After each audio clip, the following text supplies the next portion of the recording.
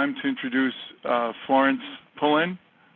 She is the chair of the president of the Creve Coeur Democratic Club. I'm president of the Maryland Heights Township Democratic Club.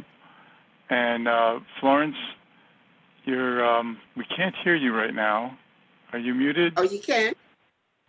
Oh, there we go. Yeah, now we can. Oh. You're going in and out. You ready? Yeah, I'm going to put up Okay. the Pledge of Allegiance here. And if you would lead us in the Pledge of Allegiance, I would appreciate that. Oh, wait a second. Wait. Okay. I didn't do it right. I'm still learning here, folks. Hang in with me. Zoom is giving me some challenges.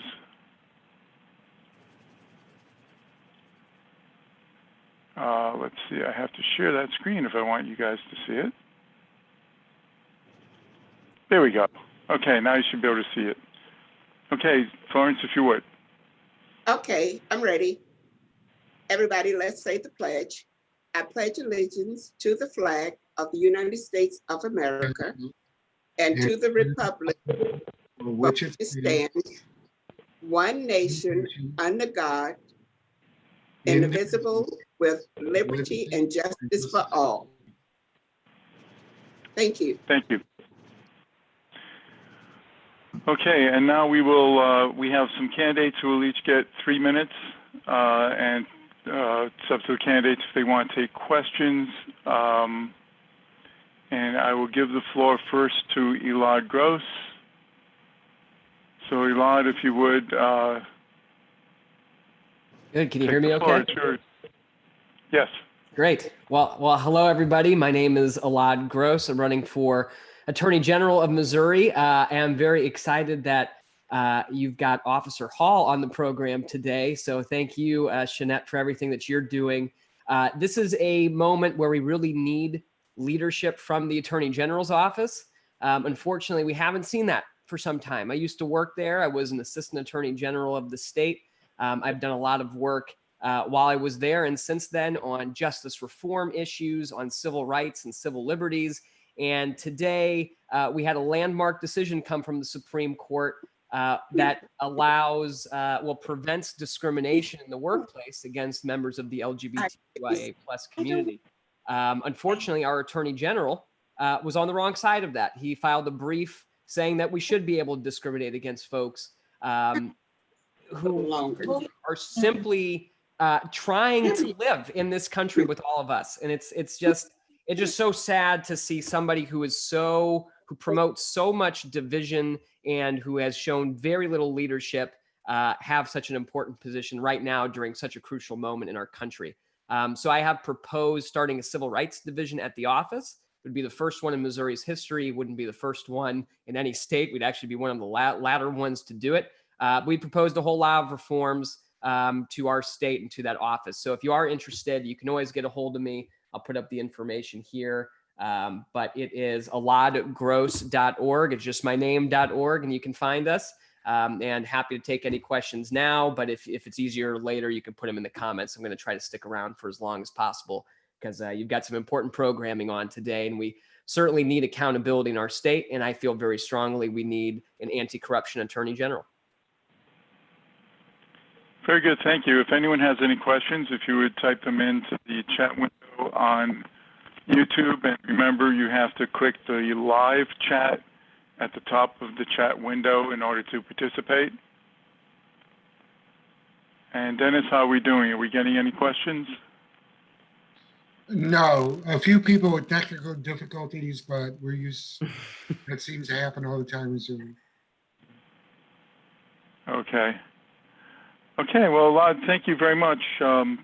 Appreciate it and wish you the best of luck. Thank you. And next we have Rich Finneran. And Rich, if you would unmute, and Elad, if you would mute yourself and the video also, I'd appreciate it. Thank you. And again, if you guys want to follow on the YouTube for the rest of the meeting, it's the link is in the chat window. Okay, Rich Finneran, the floor is yours. Thank you, Harvey, and thank you all for being here tonight. It's my pleasure to be here with you. My name is Rich Finneran, and I'm also running to be the Democratic nominee for Missouri Attorney General. I actually grew up just a little bit west of most of you in the Baldwin-Wildwood area. I went to Lafayette High School, and I live just a little bit east of you. I live in University City and have for the past 15 years, where I moved there when I started law school at Washington University, which I graduated from years ago. And since then, I've spent my entire career practicing as an attorney in St. Louis. Most of that time I spent as a federal prosecutor. I worked at the U.S. Attorney's Office right here in St. Louis, and I prosecuted the 2 largest criminal fraud cases in the history of our state and helped recover millions of dollars for victims along the way. I did that job from 2010 until 2017, when I left that job to work on my friend Court Van Ostren's campaign for Congress, a campaign that I was very proud of. And after seeing what we're able to accomplish in just a very short time, coming basically from nowhere, I decided that I wanted to be part of the fight as well to try to take back the Attorney General's office this coming up November. And as Alad mentioned a moment ago, we have an Attorney General right now in Eric Schmitt, who in addition to being on the wrong side of so many issues, is simply not qualified to do the job of Attorney General. Unlike me, where I spent almost my entire career as a federal prosecutor, Eric Schmitt hadn't tried a criminal case until after he was appointed Attorney General, and several months into our pointing out his lack of experience, he finally decided to play third fiddle to 2 of his lawyers on a criminal case here in the city. I don't think that's what people in Missouri want from their Attorney General. I think they want someone with experience, someone who's not a politician. And that's what Eric Schmitt has proved himself to be. Whether it's his lawsuit in the Supreme Court to throw out the Affordable Care Act, whether it's his senseless and pointless lawsuit against China that I'm sure you all read about, or whether it's his stance on LGBT issues, just arguing against the decision that was finally issued today, granting our LGBTQ brothers and sisters the right to have employment without fear of discrimination. Those are all issues that Eric Schmitt is on the wrong side of. And so I'm very excited to be in this race and fighting to unseat him in November. I think we have an amazing opportunity to replace our current Attorney General with someone with the experience and the passion to do the job and put people over politics, which is really what I think this job is about. I only have a very short time with you now, but if you do have questions, I am holding a virtual town hall on Monday, the week from today at 6:00 p.m. And if you want to learn more about that, you can go to our Facebook, Rich Finneran.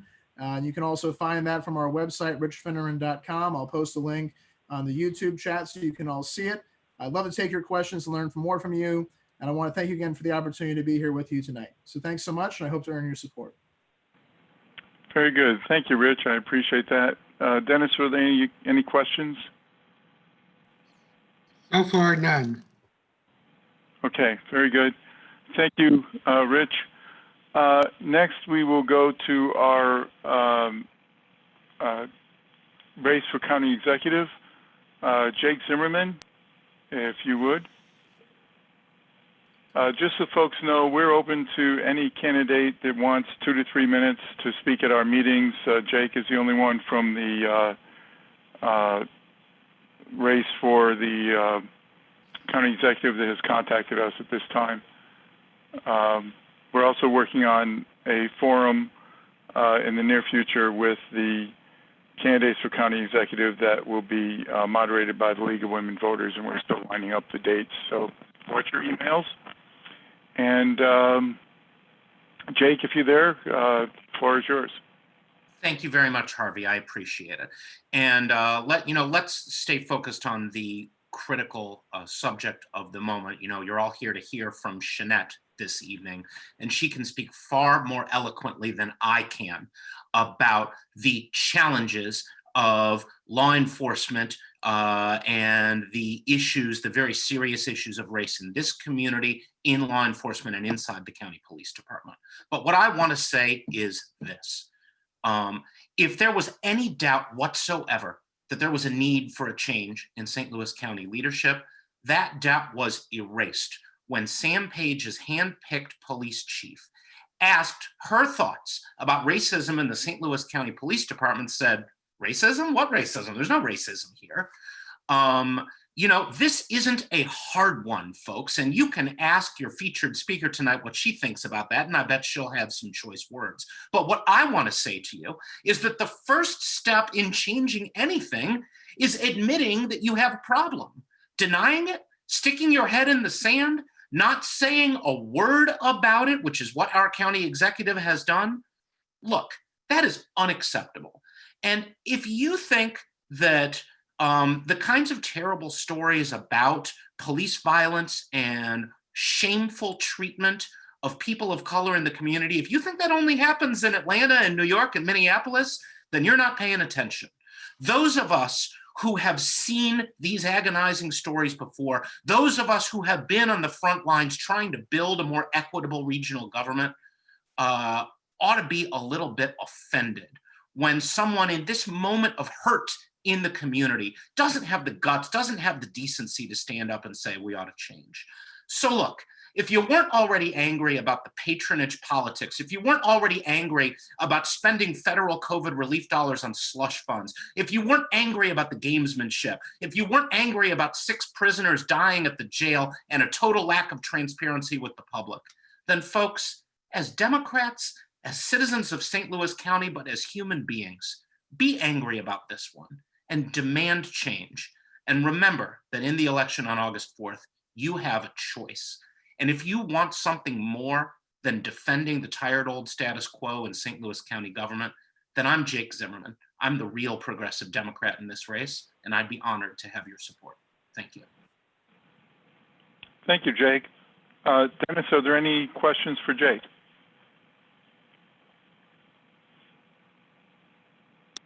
Did we lose Dennis? Dennis, you're muted.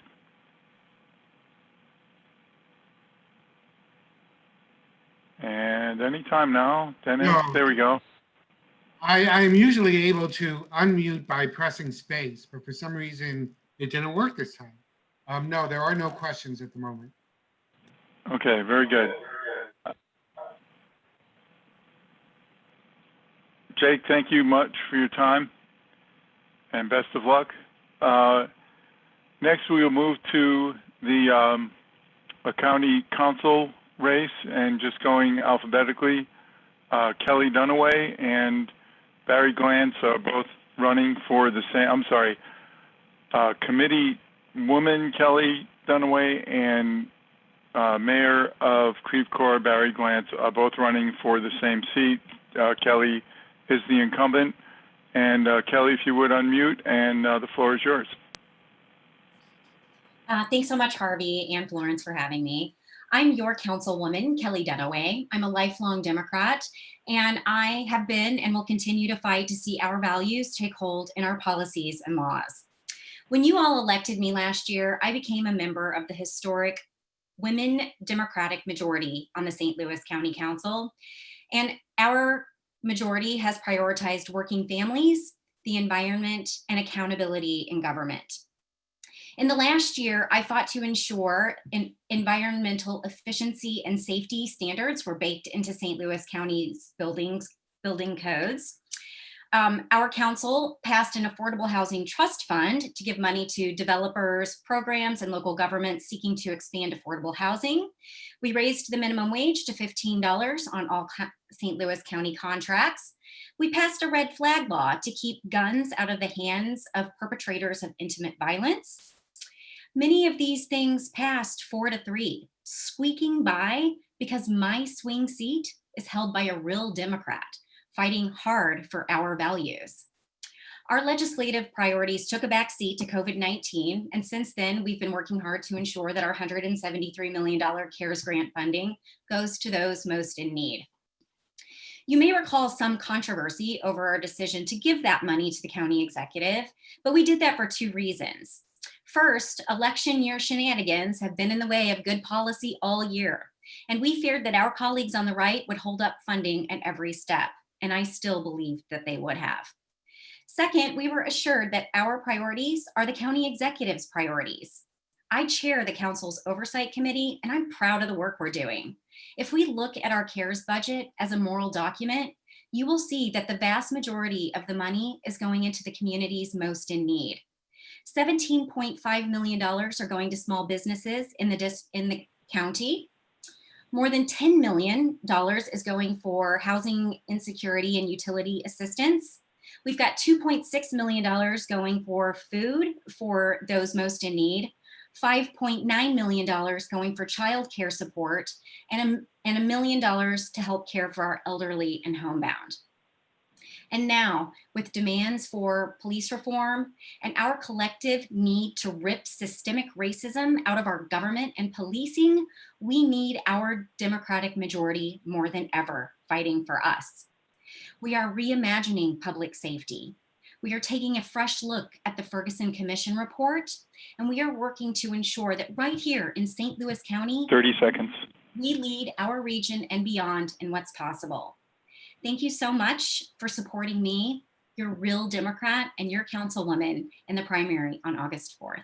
Thanks so much. Thank you, Kelly. I have to say it's the first time ever that I've had candidates not use 100% of their time. It's absolutely phenomenal. What a great group of candidates. They get the message out there succinctly and to the point, and I'm happy with our whole group of candidates. Are there any questions for Kelly, Dennis? No, just congratulations for the work she's doing. Oh, there you go. Okay. Well, thank you, Kelly. Next is Mayor of Creve Coeur, Barry Glantz, also running for County Council seat. And Barry, if you would unmute yourself, the floor is yours. Thank you very much. Good evening, everyone. My name is Barry Glantz. I am currently the mayor of Creve Coeur and a candidate for the St. Louis County Council in the 2nd District. My sincere thanks to the Creve Coeur and Maryland Heights Township Democratic Clubs for the opportunity to share a little bit about myself with all of you this evening.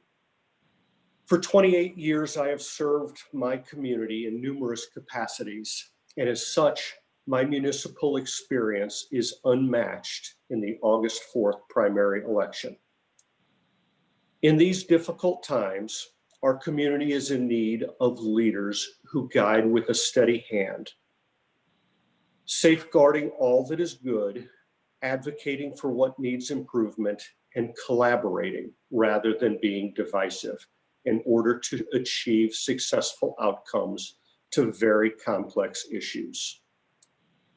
We often hear our elected leaders promising how they will fight for us.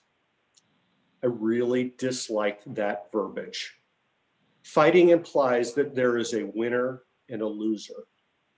We must find ways to work together, which means talking as well as listening and taking the necessary and appropriate actions in order to reach a place of consensus, so that allows everyone to thrive.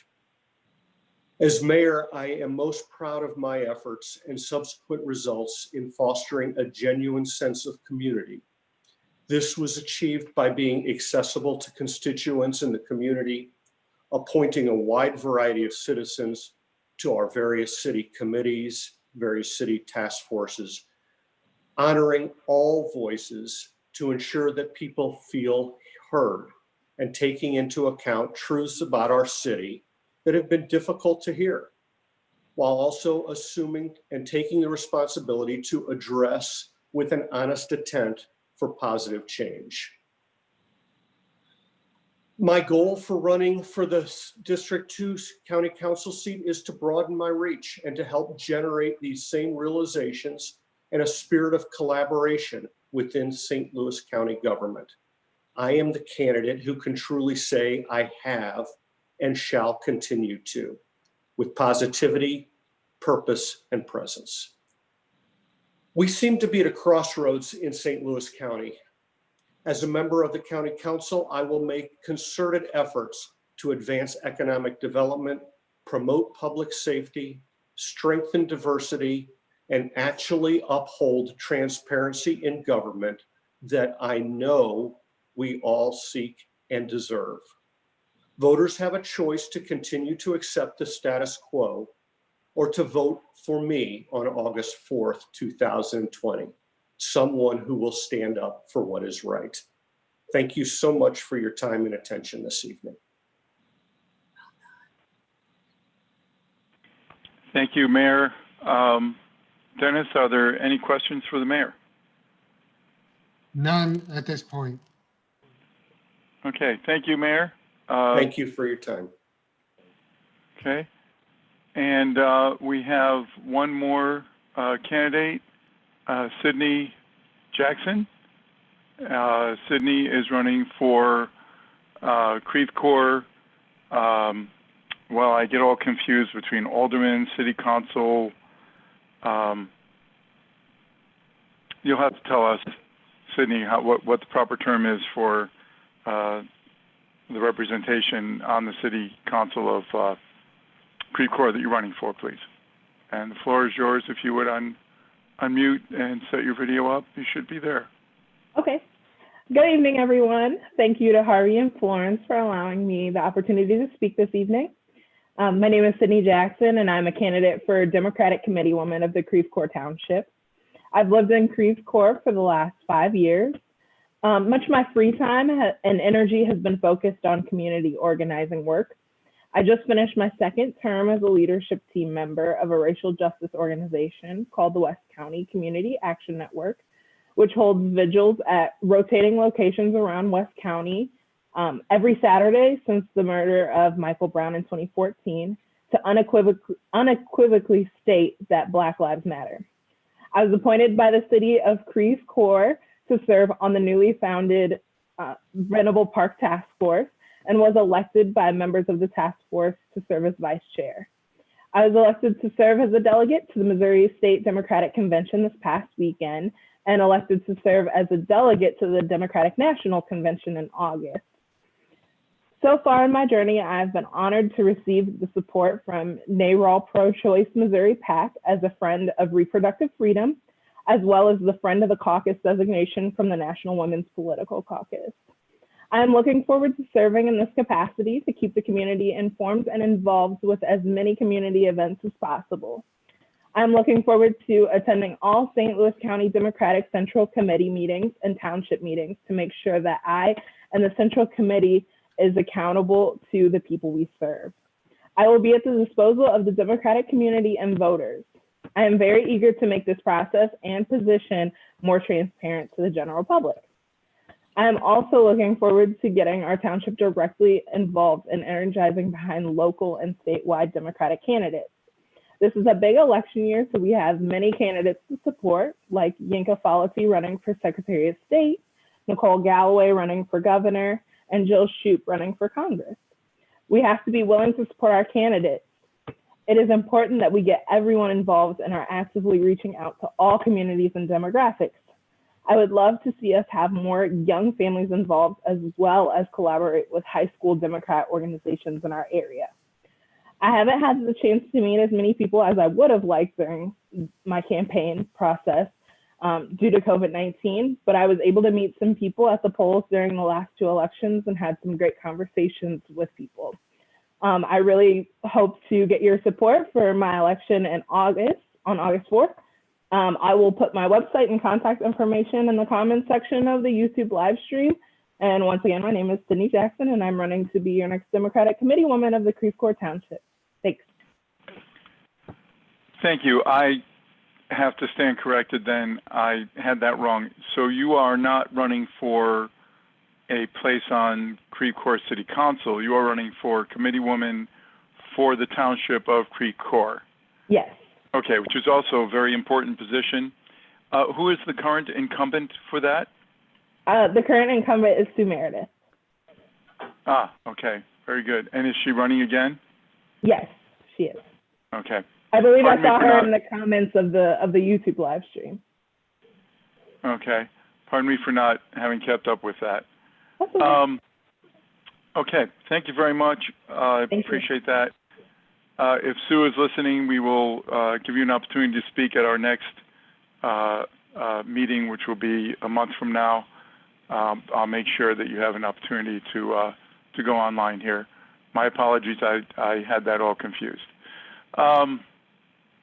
Okay, so just a quick reminder to our speakers this evening, except for our keynote who's going to be on shortly. If you wish to follow the rest of this event, I would appreciate it if you would join via YouTube, which is in the chat window on your conference here, and then log off of this Zoom conference. For the rest of our audience on YouTube, without further ado, I would like to introduce— Harvey. Yes. Can I interrupt? I'm sorry. So Sue Meredith did say that she is running for the ballot. So I haven't seen a response to your offer from her, but there was a question that came in just after Barry got off and Sydney got on. And it was, I read somewhere where you originally planned to run as a Republican. Would you care to comment on that? And someone else— for Barry? For Barry. And someone else asked, yeah, I'd like to know about that. So I don't know your protocol. Barry, are you still on?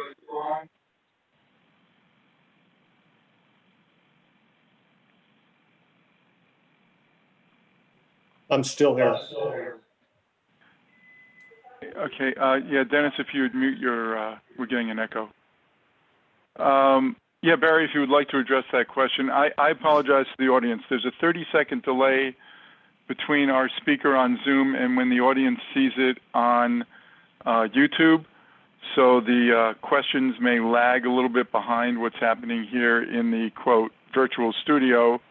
So I apologize. So there apparently was a question that came in for Mayor Glantz, and we'd like to extend the courtesy of him taking the question. Thank you. No, I did not run as a Republican. Last summer in the special election, I attempted to get signatures to run for the Open County Council seat as an independent candidate and was unsuccessful in that effort. Okay, thank you. Thank you. Okay, Dennis, we're good now? Yes. Waiting for Dennis. I've not seen any response from Sue Meredith, so I'm sure that she's accepting your offer for next month. Okay. Give me just a moment. I'd like to introduce Shanette Hall. Shanette, if you would unmute yourself and the video. And I'm juggling screens here, so hang in there with me. And Dennis, you may want to shut your video off as well, so we have no distractions. And Shanette is on. Okay, so I'm going to do an introduction for Shanette and then turn the meeting over. Shanette Hall is a St. Louis County police officer and board member of the Ethical Society of Police. The Ethical Society of Police was established in 1972 to fight race-based discrimination with police departments and the community, within police departments and the community. Shanette will discuss how to improve police policies in St. Louis and the recently introduced U.S. Senate bill, the Justice in Policing Act, which is co-sponsored by a lot of folks you would recognize, including Cori Bush, Kamala Harris, Gerard Nadler, and many others, in response to the ongoing abuse of our citizens by some police and police departments. Shanette is the daughter of a St. Louis County police officer. Her father taught her to be kind, to always do what is right, and always do for others what they may not be able to do for themselves. It was the untimely death of her brother due to gun violence that solidified her determination to serve our community as a police officer. Sorry to hear condolences. While on patrol, Shanette's many activities focused on community engagement, which include visiting schools, organizing panel discussions, and appearing as a guest speaker. Shortly thereafter, she became the recruitment officer for the department. Her tasks include speaking to individuals about the department and helping them begin their career with St. Louis County PD. While serving in her role as recruitment officer, she helped expand the Ethical Society of Police into the St. Louis County Police Department. She's especially proud of the many community events she has participated in, including diversity recruitment fairs, community town halls, and providing supplies to the unhoused and in need throughout our community. Shanette plans on continuing the fight against discriminatory practices towards minorities, including police officers, and hopes to continue growing through her department. Her goals are to expand her police department's community engagement efforts while serving the citizens of St. Louis County through her service on the police department and as a board member of the St. Louis County Human Relations Commission. And with that, it is my pleasure to introduce Shanette Hall. And the floor is yours. Good evening, Harvey. How are you? Thanks. Doing well, thank you. And Ms. Pullen, who was able to organize this. It's definitely a good space to be able to speak to people about the disparities that exist within police departments and the issues that we have. I know. If I can ask you to speak up just a little bit or move closer to the mic. Yeah, that's fine. We'll speak up a little bit. So it's an amazing opportunity to kind of sit here and begin to explain or speak about some of the disparities that exist amongst African Americans and policing as well. There's a number of them, which is not a good thing at all or by far, but this is where we are. A lot of the things that we've seen happen in our nation may be new to some of you all, but they're not new to all of us. They're not new to, especially African Americans and many other Black and brown folks that has had to experience these things for years and years and years to come. Now we are getting to the point of many people are finally beginning to discuss on a widespread level of what it is that we can do to attempt to even start the beginning steps of eradicating the disparities that exist.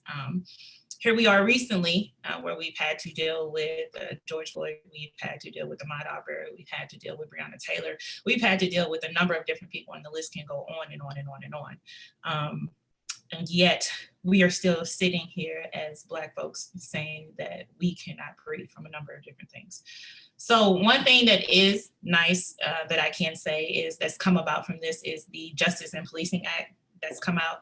And to be quite honest, a lot of the things that are being asked or proposed within the Justice Policing Act are some things that should have been established long ago. So I guess we can say it's a good thing and a bad thing that is it is now coming about. It's a bad thing that it's taken so long, and so many people have had to lose their lives due to the inadequacies and the lack of accountability, the lack of leadership, the lack of a number of different things at the hands of police departments. So I kind of assumed that this would have been a little bit of a dialogue, if you will, and not just a huge presentation. But we can come down and discuss a number of different things. On a local level, how it relates to us. A lot of the different things we've seen come about, let's start with one of them. We'll come back to the Justice of Policing Act, but one of them has been this notion of proposing the 8 can't wait, if you will. And what the 8 can't wait is 8 different tactics, or I'm sorry, 8 different things that we can implement now on a widespread level throughout police departments across the nations of saying the things that we should ban. Some of those things would include banning chokeholds, statewide reporting, attempting to give a warning before firing your firearm as a police officer, having a duty to intervene, a number of these different things. One thing that I would like to let people know is while these are all very good things that should already be established in police departments, a number of these different things already exist in police departments, primarily St. Louis County. And I think even in St. Louis City, they have maybe 6 or 7 of those things that already exist.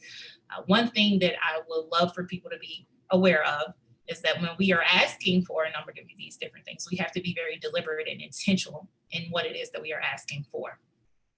And when we are asking for these things, we should know that 1, they already exist, and 2, one thing that it includes police department and a number of other organizations or companies is that culture will eat strategy for breakfast every day of the week. And so we can come and we can say, hey, these things should be implemented in all police departments across the nation. But what we will see is if these things are not practiced, then they will not have the impact that we are looking for. But like I said, here in St. Louis County Police Department and many of these things in St. Louis City Police Department, we do have those things there. Now that's touching on that a little bit. If we want to slide over to the Justice and Policing Act, a number of different things that exist in there are outside of this 8 can't wait, if you will. And a lot of things that are in there are very good. These are things that have been asked for from a number of different states. I think some of the states have lobbied for this for quite some time.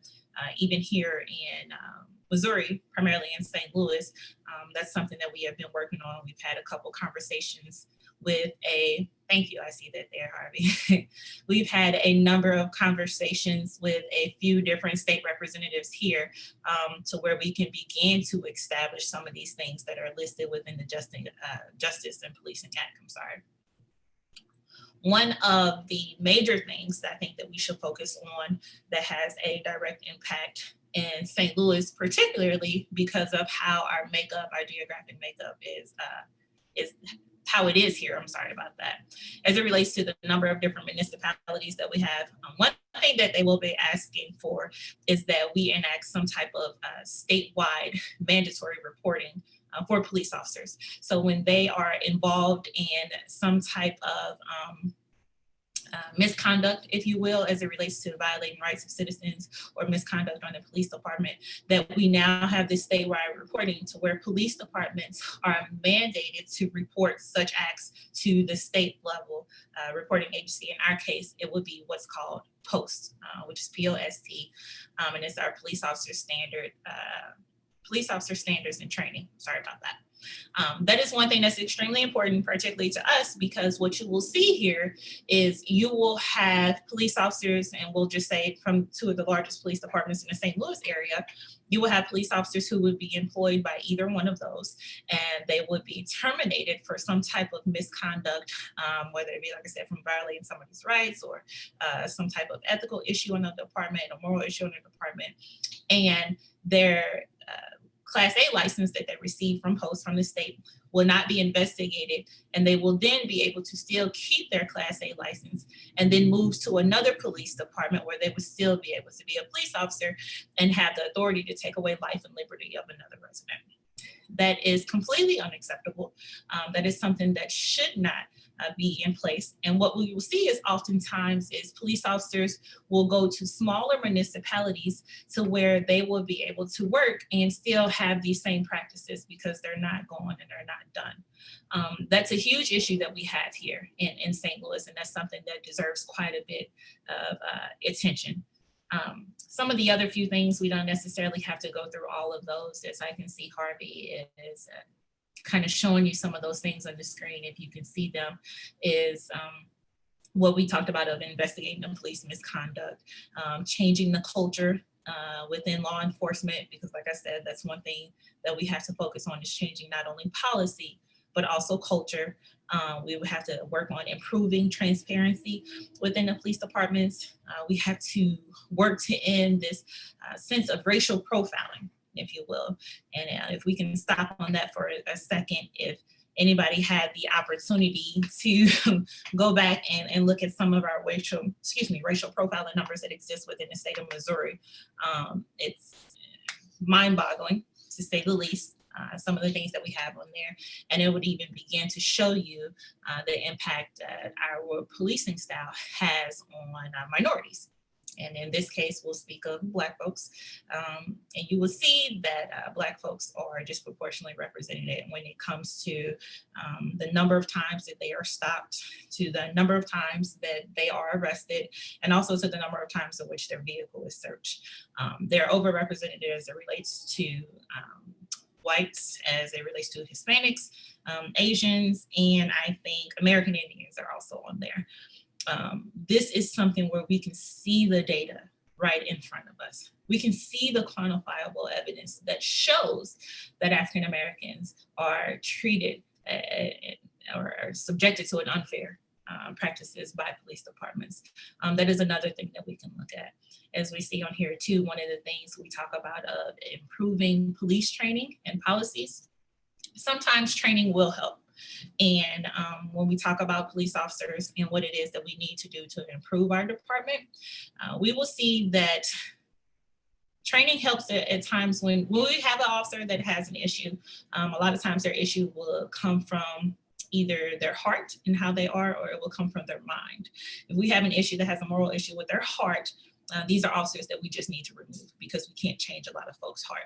But if we have an issue with an officer as it relates to their thinking from their mind, these are folks who we can send to different training, and we can begin to reprogram their thought process and how it is that they are treating people. So this is where training will come into play. When we ask for certain training on our department, we need to ask for training as it relates to not only defensive tactics, if you will, which is what we do right now. But we need to make sure we have training on implicit and explicit biases. We need to make sure we enact some type of cultural competency training as well, because as we know, Missouri is a good place and St. Louis is a great place on top of that, and other major cities. And we know the racial makeup in our larger urban areas is far different sometimes than what it is in our rural areas. And when we are training our officer and giving them a sense of cultural competency, what we are doing is bettering their communication.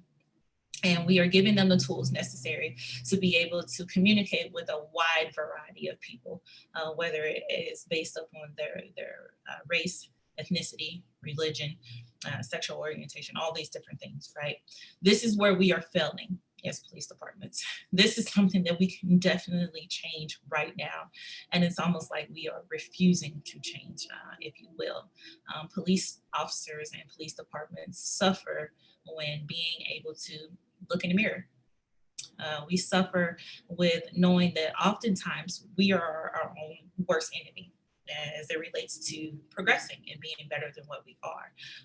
Police officers are stubborn. Police departments do not like change, and police departments often feel as if they are right. And we are not willing to listen to the community as much it is as we like to say that we do.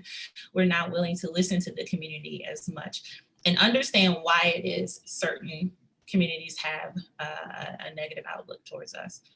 That's another thing where we have a lot of departments that are not understanding the history of policing and how policing came about in the first place. We're not able to understand the correlation between slave patrols and to policing nowadays. We're not able to understand that we had vagrancy laws when we abolished slavery years ago, and then we also have modern day vagrancy laws now at this point.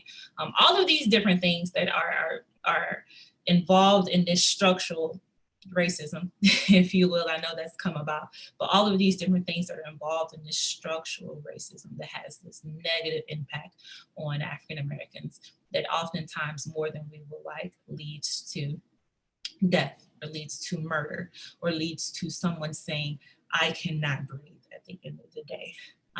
And so now when we can get to the point where we can have these conversations and we can let you know what it is that we are doing as police departments, but also where it is we need to improve.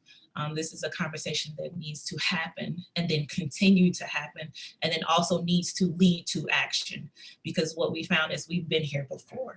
We've been here having conversations. We've had conversations with Emmett Till. I would even like to think that some people have had conversations even when Emmett Till was murdered at the hands of a mob that most of them were probably police officers as well too. And that was over 60 years ago. And here we are still having some of the same conversations and not as much action as we should have. So just to even lay all of that on everyone's lap. If there is any questions or something that if you all wanted to talk about and go from there, Harvey, please let me know. And Ms. Pullen, please let me know as well.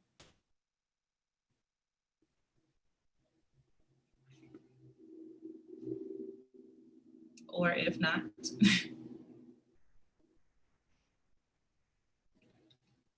All right. Okay, thank you very much. I have a question to kick things off. I understand that there's a number of police review boards in different municipalities, and there's different structures. I've also heard that some areas that have police review boards, that the review boards don't have subpoena power, and basically they don't have any teeth. They're kind of a rubber stamp for police conduct. Can you comment on locally here in the city or the county about how our citizen review boards may or may not be structured? Sure.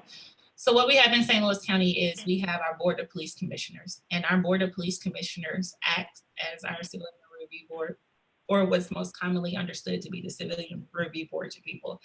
And so with us, the Board of Police Commissioners will serve as the boss of our chief. They are also serving as the last stepping point, if you will, of hearing all disciplinary matters with our police officers. And they also serve as hearing an entity that will listen to all of like major citizen complaints or things that arise to that level. They have the ability to oversee their discipline, which is very good in this case when it's used appropriately and when they are doing what it is that they should be doing. So that's how it is in St. Louis County. Now in St. Louis City, I'm not 100% familiar, but they do actually have a civilian review board that is separate. And they do not, don't quote me on this, but they do not have subpoena powers in St. Louis City, if I'm not mistaken. But their civilian review board is a separate entity, if you will, than what the bosses of the chief will be, or a separate entity from their internal affairs division. So they're kind of run a little bit different. And you'll see that when you go from police department to police department. Very good. Dennis, are there any questions coming in?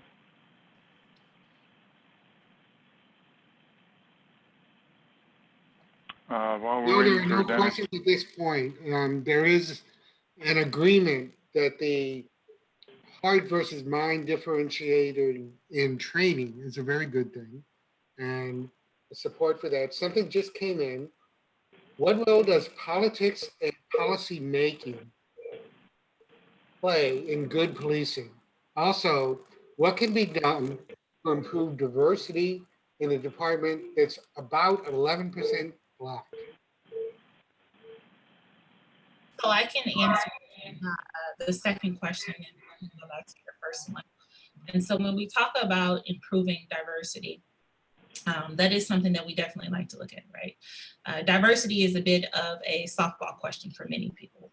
You can go and you can ask folks, people who fall within the majority category, and you can ask them how important is diversity, and they'll say, oh, it's extremely important. And then you can go to the next question, if you will. We can go to a little bit of a faster pitch, and you can ask them, well, how important is inclusion, and how does that relate to your diversity? And then you'll have some people that'll stumble a little bit, and they'll say, well, what do you mean by inclusion? And then don't you dare even go to the point of asking the real fast pitch of saying, well, hey, what about equity, and how does that relate to diversity? You'll lose a number of different people every single time you ask it. And so diversity is extremely important, but for us to even seek a diverse group of police officers that work within our police department, we have to first make sure that we are practicing inclusionary or we have inclusionary practices that are put in place at our department already. Because if you have a group of people, what we know at any department, any company or whatever, your employees are always going to be your best asset. So if you have a group of people that feel marginalized or they don't feel included in your department, that's going to negatively reflect upon your attempts to diversify your department. And that's where people run into an issue, if you will. And so it does not matter how often we try to go out and you'll see people say, well, let's go to the, if we're looking for more African Americans, they'll say, well, let's go to the Black neighborhoods and see if we can recruit some people. Let's say, well, let's go to the HBCU and let's see if we can recruit some people. And they'll try. But if we have nothing put into place to make them feel like they are a part of the team once they come on the police department, then we're working backwards, if you will. So a lot of times when we're wanting to recruit diversity, it starts with working on your inclusionary practices within your police department already. Okay. I'm sorry. No, I said okay. I like that answer. Yeah, that's definitely how that works. And then I believe your first question was asking me the relation between policy. Politics and policy making play in good policing. Yeah. So that almost even kind of goes in a little bit to the Justice and Policing Act. Departments are not going to change on their own sometimes. If we look at history, and we look at race relations. I can't name too many times, and I'm going to speak from an African American, I can't name too many times people have come and they said, you know what, we are going to treat African Americans better because we feel as if it's the right thing to do. Historically speaking, people have always only done the right thing because they were forced or they were pushed to do the right thing. In this case, this is where policy comes into play. This is where politicians and politics come into play, as we see with the Justice in Policing Act. This Justice in Policing Act of 2020 is forcing departments to do the right thing. It is pushing them to do the right thing. So while we do like to say that culture will eat strategy for breakfast every day of the week, or culture will eat policy every day of the week, we still can't forget about that policy aspect to it. We still can't forget that we need policies, laws, and procedures, all these things put into place to still hold somebody's feet to the fire and say, hey, look, if you are not going to do these things, then there will be repercussions for you not completing these things. So this is where we have to get to the point of working together. We need these widespread policies, whether they be local laws, state laws, which would be better for us here in Missouri. We need these things put into place so departments will be mandated to do the things that we are asking. That's how important it is. Okay. Harvey, I have a question for you. And you said you would like to make this as like we were all together as possible. So we have some really good questions coming in, and they are coming in from people. Should I identify who they are or just read the question? You can identify them, I guess. Because that question actually came from a state representative, Kelvin Wyndham. And Elad Gross, who was on earlier, had 2 questions. And I'm going to get to the rest of them if we have time. I was speaking with a police officer the other day who is a big supporter of the Police Bill of Rights. Is there a big push for more legal protection for officers right now? And second, in her first 100 days in charge, what would Chief Hall do? So first question, there being a push, I think there's a little bit of a feedback on someone's, great. So just to make sure I heard you correctly, because there was a little bit of feedback while you were talking, you were saying, is there a big push in what part? I'm sorry. I was speaking with a police officer the other day who is a big supporter of a Police Bill of Rights. Is there a big push for more legal protection for officers right now? You know, there is, and the majority of the force behind that push is coming from a lot of different police unions. And we have to get to the point of understanding how detrimental police unions are sometimes to the to race relations between police departments and the community in which they are attempting to serve. There is such a thing, and we will have, as the Officer Bill of Rights, like you said, and we will have police unions that will fight tooth and nail for officers, even when they are in the wrong. And this is something that we should shed light upon because it's not right. And so while we like to think that unions are put in place to always protect the employee against the department, this is true as it relates to a lot of different things. But if we look at how divisive the police union is in St. Louis City, and then oftentimes even in St. Louis County, they are serving as the obstacle. Sometimes the departments will want to do right, but the unions will come in and they will represent the employee tooth and nail, even through right and even through wrong. And that's not good at all. And then the obstacle that they are serving to getting some of these bad police officers off the street, that is something that people should know of. And we should be wary sometimes when we are supporting unions that have such practices put in place. And if Chief Hall, I guess we said, it depends. If I was here in St. Louis County, the first thing that I would do, well, actually a couple of different things, and they would be done at the same time. One thing is I would begin to redefine who we are. We have not been able to say who we are, what it is we represent, who we will serve and protect, which will be all people, and where it is we want to go. the first thing I would do is to say, this is who we are going to be. Our motto would be greater service, greater progress. And until we can begin to serve all communities in the way in which they should be served, then we will continue to be a disservice to everybody. From our police department standpoint, in order to effectively and truly combat crime, we have to care about suspects before they ever become a suspect. And this is where we're often failing as police departments. And I know we don't want to take on more roles than what we should take on. This is definitely something that we are going to have to work towards. And the way we work towards this is having some sense of a community engagement. And as it stands right now, we do not have a community engagement unit in St. Louis County Police Department, but community engagement has been used so often that we're flooding different thought process with the phrase community engagement. And some people are losing the true meaning of engagement, if you will. So we would almost have to change that from community engagement to committed community policing. If you all know very much, not to go off too much, about the eras of policing and the history of policing, our first era was our political era. And then after that, we went into a professional era. And now we are at what's called the community engagement era. We are past that, what we thought engagement was. And we need to now be in what I would think to be a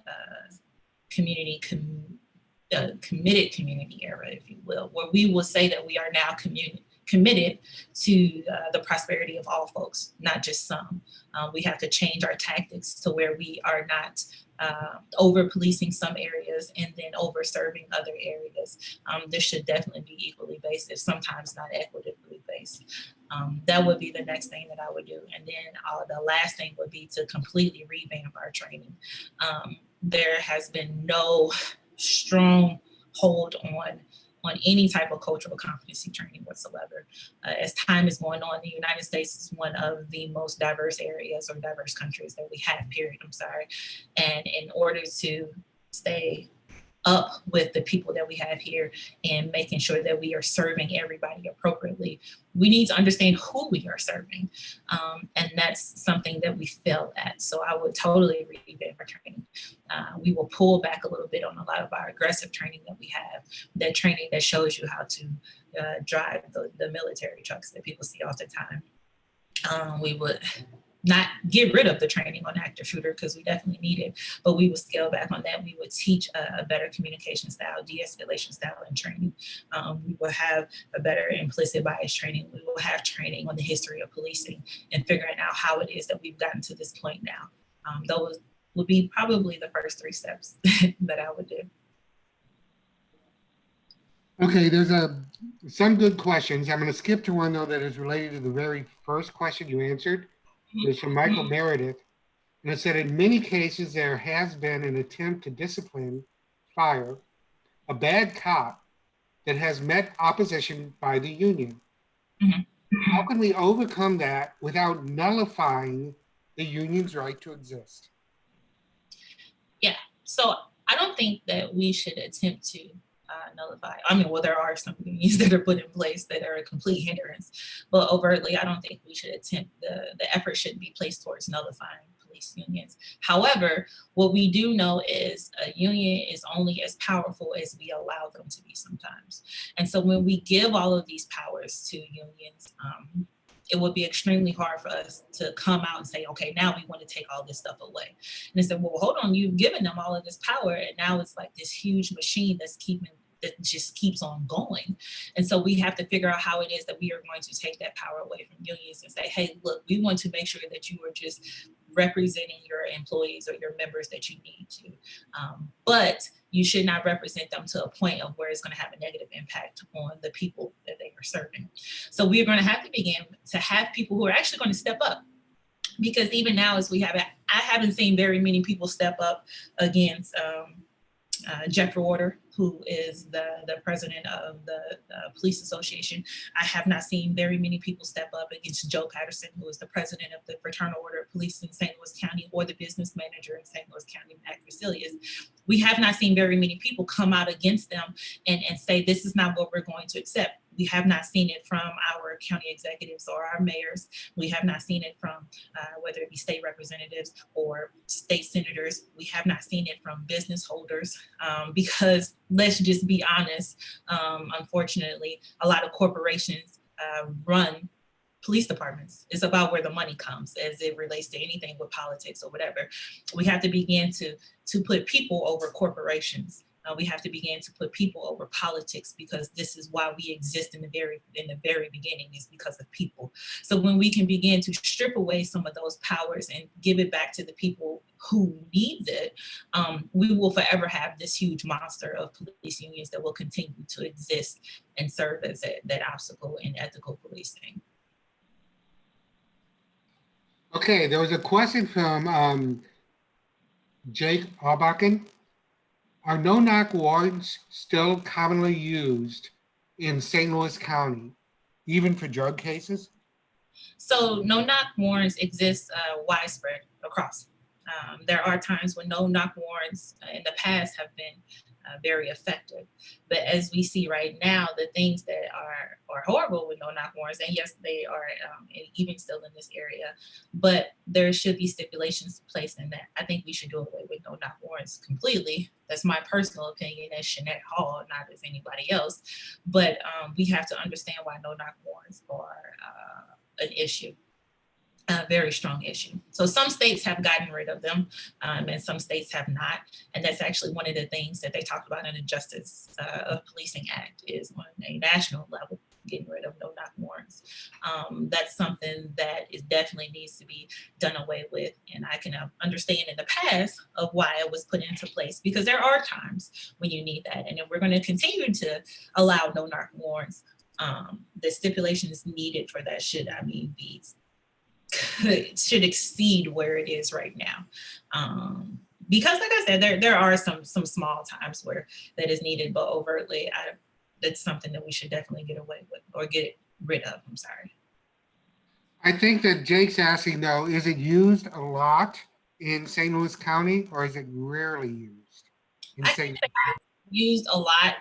That would just depend. I'm not personally in that unit, so I don't have the number of how many times they use no-knock warrants. I can tell you what they use no-knock warrants for, but I couldn't give you the actual numbers because I'm not in that unit that executes those no-knock warrants. So the next question is from Ellen Wentz, and it's an overall question, but it's an important question for those of us that are not police officers. How can we help make change? One, we have to ask for it. Or maybe we can even be aware of what it is that we are asking for. So there are different things that are put into place within the police department, as it would be with our county council. I would encourage people to become as knowledgeable about the workings in the police department as possible. I know it can be a little bit overwhelming and oftentimes even intimidating when we're talking about learning how police departments function. However, you all have to, I would want the people to know that like we are literally here to serve you. That people have a say in how it is they would like to be treated and what it is that they would like to see. One way that you can do that in St. Louis County is we have our board meetings once a month. Where we have public forums where members of the community can come out at the public forum and actually speak to the Board of Police Commissioners. Our Board of Police Commissioners are at every one of those meetings. Our Chief of Police is at every one of those meetings. We would have a small presentation that lets you know about the crime in the area. It lets you know where crime trends are getting higher or where they are decreasing. This is a direct place where you can come and have your voice heard and say, hey, look, this is what's happening here in my area, whether it be north, south, west, central county, whatever. These are the issues that we are having. I want people to be aware of it. You can also, one thing that I want to encourage citizens to do, which is oftentimes you will never really hear police department or police officers speak of this, is I encourage citizens to file complaints. Please please file complaints, because what will happen is the supervisors who do know about the people that they are supervising or the officers that they are supervising, sometimes they won't do anything. Remember, we just talked about a while ago that you have to force people to do the right thing. It sucks, but it's true. You have to force people to do the right things. And the way that you do that is in the power of your pen or your fingers, if you will, because you can go online and file a complaint. So in St. Louis County, you can go directly to our police department, stlouiscountypolice.com. You can go in, it's pretty self-explanatory. You'll be able to see it on our tabs. And you can file a complaint on the officer. Once you file this complaint, make sure you know where you are, what day it is, the time of day preferably.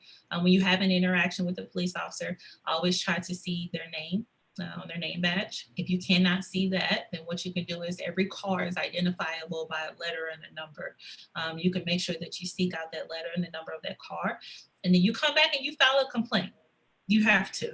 And so we began to have a paper trail on people. And then every complaint that is filed is looked at by our internal affairs unit, and they have to investigate every single complaint.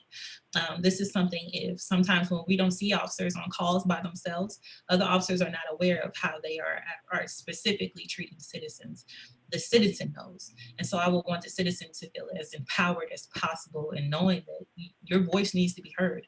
And just because somebody is a police officer, it does not give them a right to violate your civil rights or to treat you in any different type of way than what they would treat their mother, their father, or whomever. So I strongly encourage people to file complaints all the time.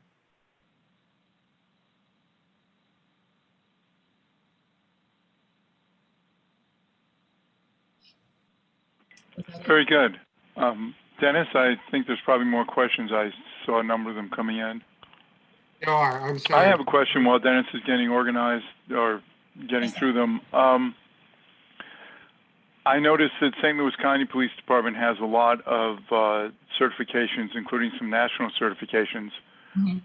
So I'd like you to comment on, number one is it good to have those certifications? And number two, if it is good, what can be done to encourage the other 50 some odd police departments in St. Louis County to get their people certified? I understand that a lot of them say they just don't have the budget to do it.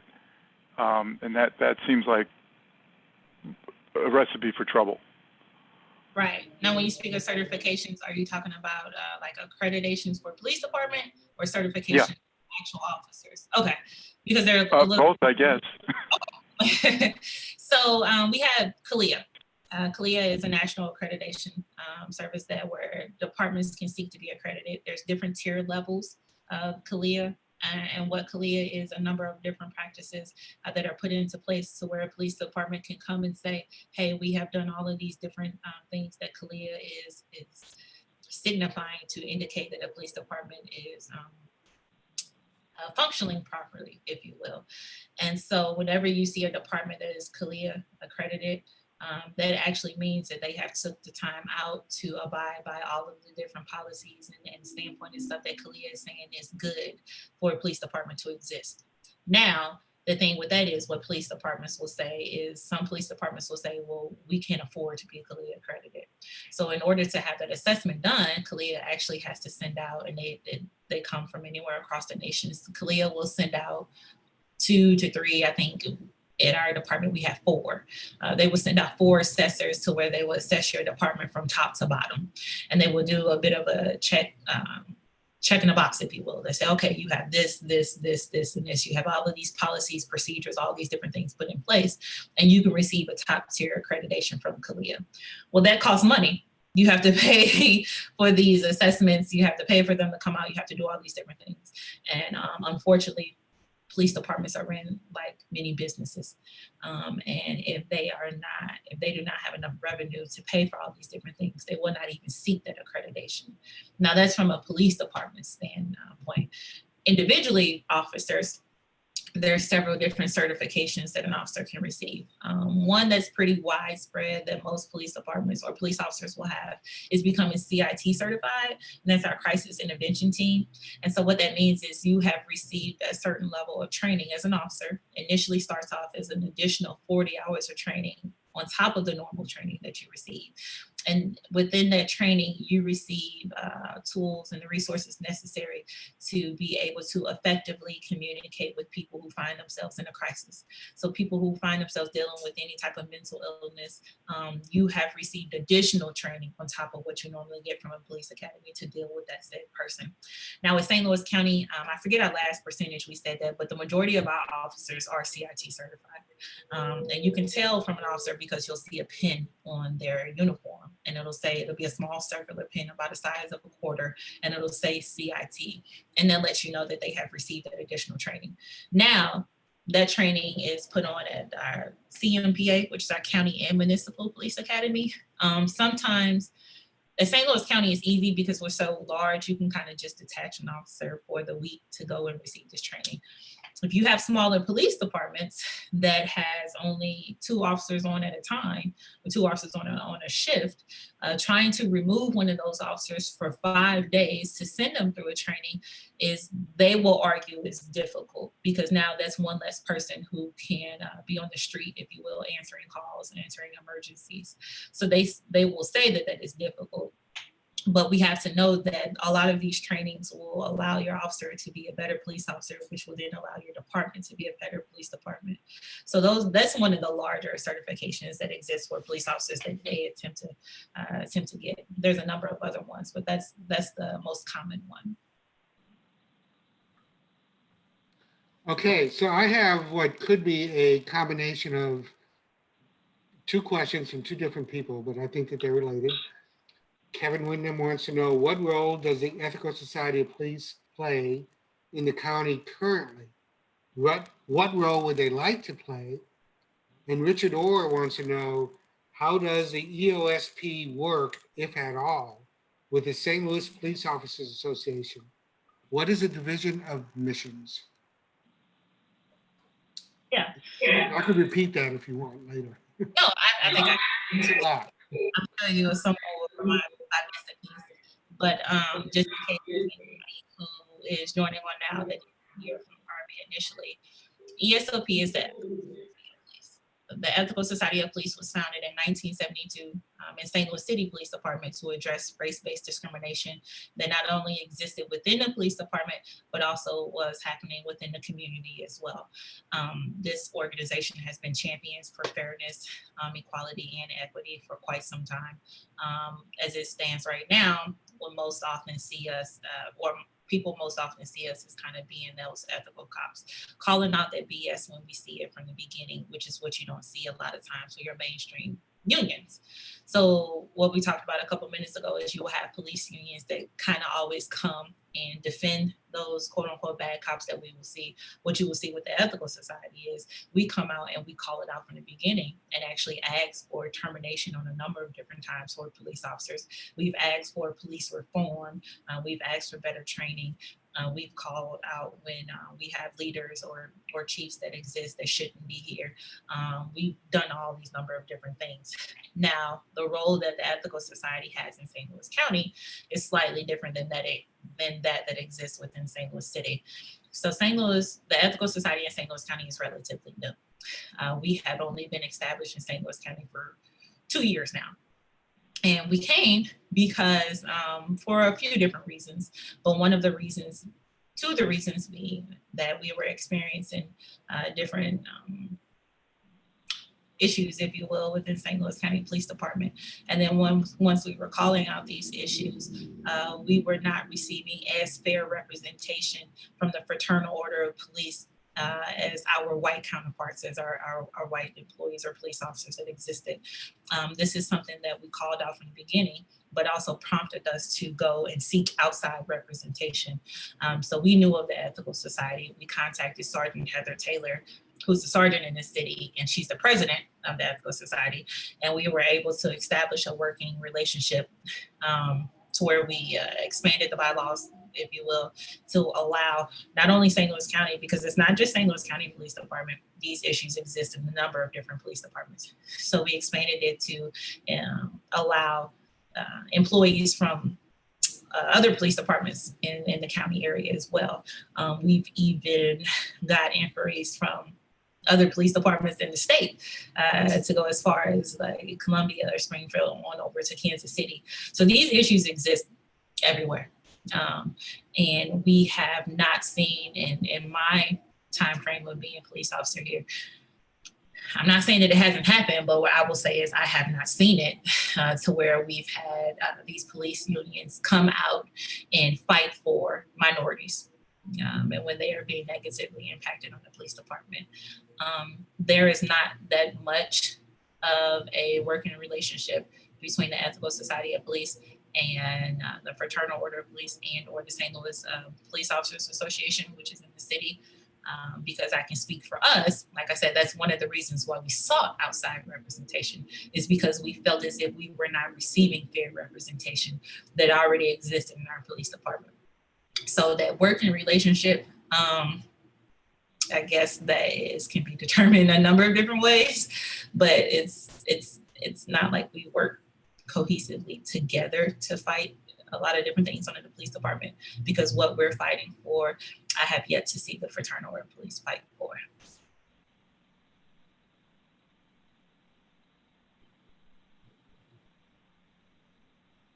It's a nice little pause there. Thank you. Dennis?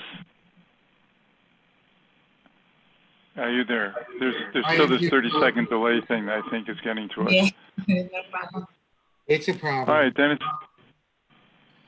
Harvey, how much more time do we have? I'd like to wrap by 8:30 if possible, but you know, as long as we have questions and Shanette is okay, we can go. You okay, Shanette? Yeah, I'm fine. Mm-hmm. Okay, there's a question about, do the police departments have shoot, don't shoot training, and how often are refresher courses required? Yeah, so not labeled. Shoot, can Yeah, be Dennis. Sorry, Dennis, you need to mute right away after you ask a question. Thank you. Okay, Shanette, you're on. So shoot, don't shoot training can be interpreted in a number of different ways from people. It depends on what it is you're actually asking for. So we do receive training on, we have what's called a use of force continuum. That's another thing that was asked for on that 8 Can't Wait that we talked about. And on the on the 8 Can't Wait, a couple of different things that they asked for is de-escalation before firing your firearm, warning before firing your firearm as well too.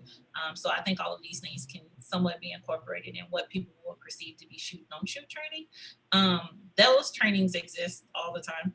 Police officers have to go through an 8-hour refresher course every year to be requalified.